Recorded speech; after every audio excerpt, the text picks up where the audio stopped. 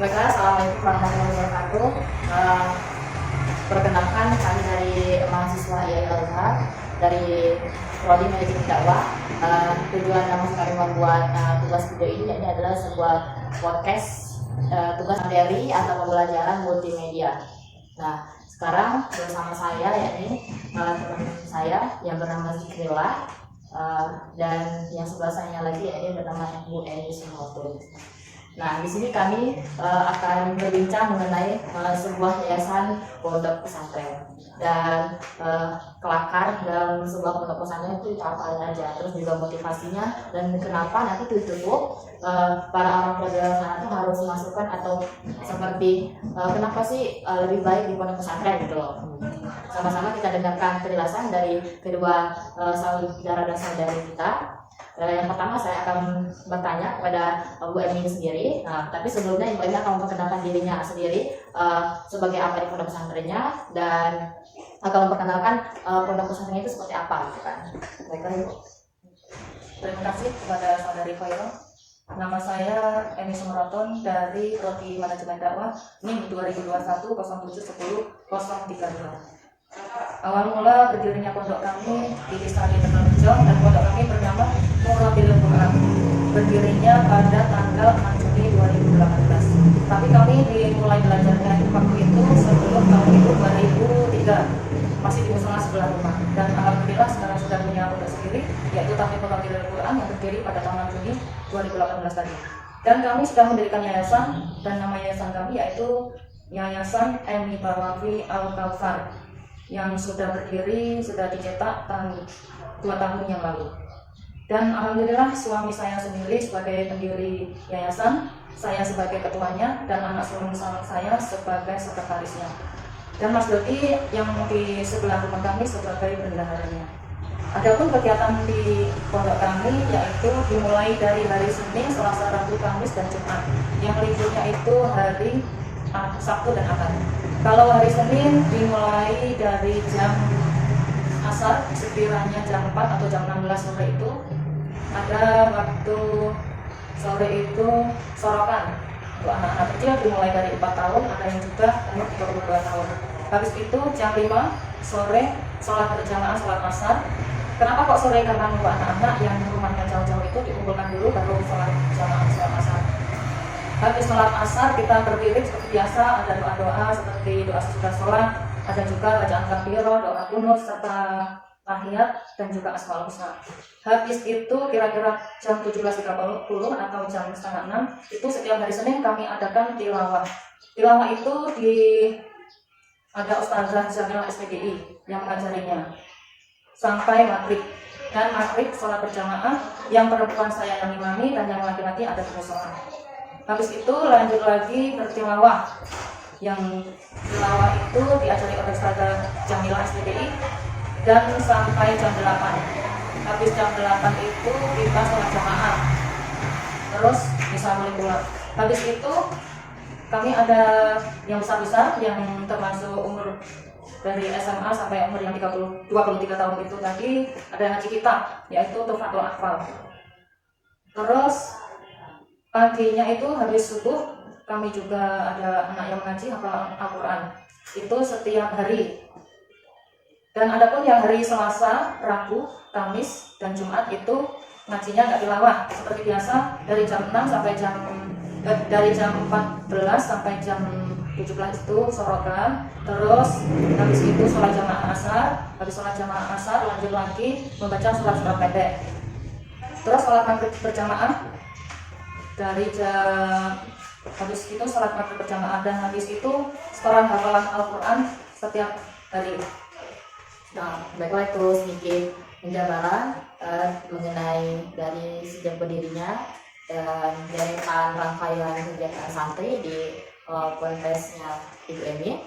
Sekarang kita akan mendengarkan penjelasan dari saudara kita Zikrila. Dia sebagai pengabdian, mungkin ada beberapa pengalaman dia, kenapa awal mulanya dia bisa mengabdi dan akhirnya berapa lama kan. Mungkin apakah ada perbedaan dari kegiatan pondok satu dan yang lainnya. Baiklah kita mendengarkan penjelasan dari saudara kita. Assalamualaikum warahmatullahi wabarakatuh. Perkenalkan, nama saya Zikrillah. Saya awal-awal mengabdi itu sudah tamat S2. Rencananya kemarin itu ingin pergi mondok sambil kuliah di Jawa Timur, yaitu tempatnya di Bondowoso. Tetapi tidak sesuai karena keadaan ekonomi. Yang kedua yaitu tahun berdirinya pondok. Awal tahun berdirinya pondok itu baru-baru ini, yaitu 2019. Dan awal mula pondoknya itu sebelumnya itu panti asuhan, yaitu panti Masturoh, yang berdiri lebih kurang di setengah abad. Dan di pondok kami juga itu berbasic modern. Dan kegiatan pondok kami itu untuk eskul itu ada tilawah, ada silat, ada pembelajaran komputer. Dan itu khusus, kalau untuk komputer itu khusus untuk anak untuk santri yang kelas 3. Karena di pondok kami itu sekolah umum dengan sekolah pondok itu dipisah. Kenapa dipisah? Karena pondok berdirinya sesudah panti asuhan. Panti waktu itu sekolahnya itu umum, yaitu Islam Australia Kota Beda. Jadi untuk kegiatan komputer itu dilaksanakan itu setiap malam Senin dengan malam Selasa, yang diajarkan oleh kakak kami itu bernama Kak Mardi, yang jurusannya itu memang sarjana komputer yang dari Bandung, yang wisudanya tahun kemarin. Alhamdulillah. Terus untuk latihan silatnya itu kalau untuk cewek sama cowok itu dipisah karena dengan keadaan yang saat ini maka dipisah. Ada yang pacaran, ada yang PDKT, makanya dipisah. Terus itu malam Jumat, malam Rabu, malam Kamis, Jumat, malam Sabtu. Untuk ngaji tilawah itu dimulai malam Sabtu dengan malam Minggu, yang diajarkan oleh Korea Ekonomi Meninggal, yaitu Ustazah Neti Kusmira. Alhamdulillah tahun kemarin beliau itu ikut tingkat provinsi mendapatkan harapan 1. Alhamdulillah. Terus tujuan anak yang masuk ke pondok, tujuan anaknya kebanyakan itu masuk pondok pesantren ini karena yang pertama itu kondisi saat ini, yang pertama itu pergaulan bebas, yang kedua game online, gadget seperti ML, FF, dan banyak lagi game-game yang lainnya yang merusak masa depan kita sekarang. Ada yang begadang untuk main game online itu, ada yang ya berpura-pura sekalanya main game lain, dan itu menghabiskan waktu yang tidak penting. Yang kedua tujuannya yaitu, yang pertama menghindarkan anak dari pergaulan bebas, karena sekarang banyak sekali, banyak sekali seksual di bawah umur. Terutama itu berita anak SD lah, anak SMP, SMA. Jadi tujuannya itu biar akhlak anak tersebut terbentuk, karena ilmu itu lebih rendah dari adab. Jadi adab itu di atas ilmu. Terus yang kedua itu karena media sosial sekarang banyak sekali yang kecanduan dengan gadget. Yang kedua itu ada judi online atau disebut dengan slot. Itu banyak sekali.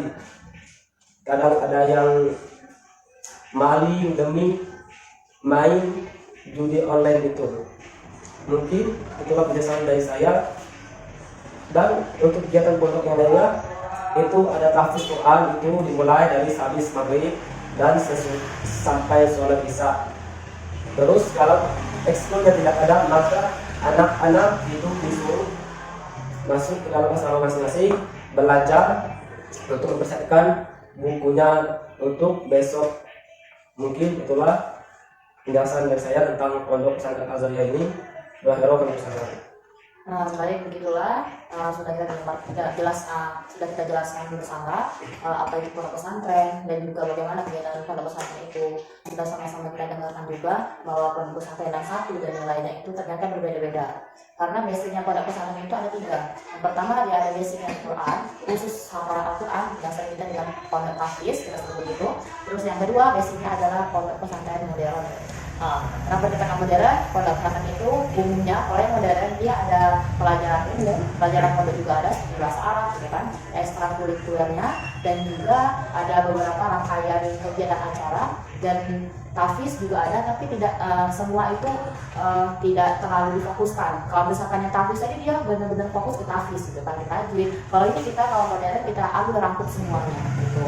Tapi tidak memfokuskan terlalu fokus ke satu pelajaran, akan tetapi lebih ke semuanya agar santri itu seperti zaman sekarang tidak ketinggalan dengan maraknya pondok pesantren tidak usah apa salah.